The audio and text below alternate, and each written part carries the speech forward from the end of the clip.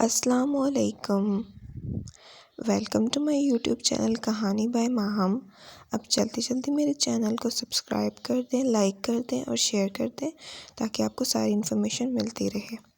آج میں آپ کے ساتھ ناول شیئر کرنے لگی ہوں، تیرے عشق کی مجھ کو عادت ہے، جو کہ زہرا فاروق حسن کا تحریر کرتا ہے۔ چلیں سٹارٹ کرتے ہیں۔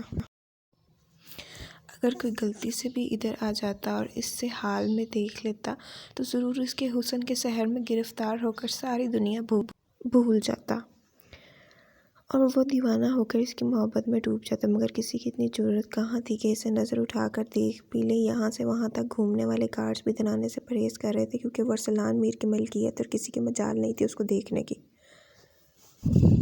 ارسلان میر کے حکم کے مطابق گھر کے اندر مرد ملازم کے آنے جانے کی بالکل اجازت نہیں تھی، اسی لیے وہ اتنی دیر سے یہاں آ کر بیٹھی تھی۔ لیکن کسی بھی گارڈز کی اتنی ہمت نہیں ہو سکی کہ اس سے آ کر کہہ دے کہ شام کی تاریکی بڑھنے لگی ہے اور وہ اندر چلی جائے، ورنہ کہیں صاحب آ جائے اور ان بیچاروں پر ہی سارا غصہ نہ اتار دیں۔ گارڈز الجھن میں گرفتار تھے کہ گھر کی مالکن کو کیسے بتائیں۔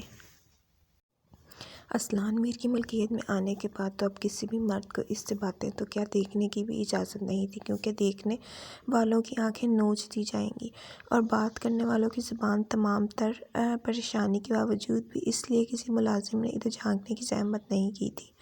ادھر وہ آنے والی مصیبت سے لاپرواہ، آج وہ خود سے بھی لاپرواہ ایسی بن کر بیٹھی تھی جیسے اسے یہ بھی ڈر نہیں تھا کہ اگر ارسلان میں اسے تن و تنہا یہاں اس طرح دوپٹے سے بے خبر ہوتا بیٹھے دیکھ لے گا تو نہ جانے کیا سوچے گا اور نہ جانے کیا سزا دے۔ آج وہ سارے ڈر بھلائے بیٹھی تھی جیسے کسی کا ڈر نہ ہو، کوئی دیکھنے یا پوچھنے والا، کوئی پرواہ نہیں تھی۔ شاید سینے میں بڑھتی گھٹن نے سارے خوف بھلا دیے تھے۔ اسے بڑے سے اور ہر آزمائشوں سے بھرے محل نما بنگلے میں اکیلے تنہائی کی سزا کاٹتے کاٹتے وہ تھک چکی تھی۔ ارسلان صبح کا گیا شام تک آتا۔ ملازمہ کے علاوہ کوئی اور انسان نہیں تھا جس سے وہ دل کی بات کہتی۔ ملازمہ آتی اور اپنا کام ختم کرتے ہی فوراً چلی جاتی۔ مالک کا حکم تھا کہ مالکن سے کام کے علاوہ کوئی اور بات نہیں کی جائے، ورنہ وہ سارا دن بنگلے میں ادھر ادھر گھومتی، بے چین رہتی۔ اس کا تھا ہی یہاں کون، بس ایک ہانیہ تھی، اس کی بیسٹی، جس سے وہ باتیں شیئر کرتی تھی، مگر وہ بھی یہاں نہیں، گاؤں میں حویلی میں رہتی تھی۔ ہانیہ نے اس کی ان 6 ماہ میں گنتی کی چند ملاقاتیں ہوئی تھیں، وہ بھی ارسلان میر خود لے کر گیا تھا، ورنہ وہ بھی نہیں ہو سکتی تھی۔ باقی بچے اور بھی لوگ تھے۔ ارسلان میر اپنے گھر کا تنہا مرد تھا۔ بقیہ خواتین میں ارسلان میر کی ماں، اس کی دادی، چاچی اور ان کی 2 جڑواں بیٹیاں اور ان کی بیسٹی ہانیہ سب حویلی میں رہتی تھی۔ یہاں اس بڑے سے بقول اس کی بھوت بنگلے میں وہ تنہا ارسلان میر کے ساتھ 6 ماہ سے رہ رہی تھی اور اس کے کبھی کبھی جلاد بن کر برپا کرنے والی سزائیں سہہ رہی تھی۔ ویسے وہ یہاں رہے یا حویلی میں، اس سے کوئی فرق ہی نہیں پڑتا تھا۔ جو پابندیاں اس پر عائد کی گئی تھیں وہ ہر جگہ اس کے ساتھ رہتی تھیں اور وہ مجبور تھی ان پابندیوں کے ساتھ جینے پر۔ وہ قیدی تھی اس خوبصورت زندان کی، اسے تو اپنے حشم سے بھی ملنے کی بھی اجازت نہیں تھی۔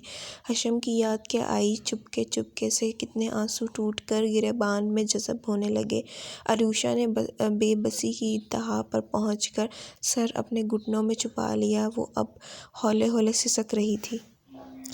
اب بھی وہ چاہ کر سب بھول نہیں پا رہی تھی۔ ابھی تک اس نے اس حادثے کو قبول نہیں کیا تھا جس نے اس کی پوری زندگی ہی بدل ڈالی تھی، جس کی وجہ سے ارسلان میر ایک ظالم دیو میں تبدیل ہو گیا تھا۔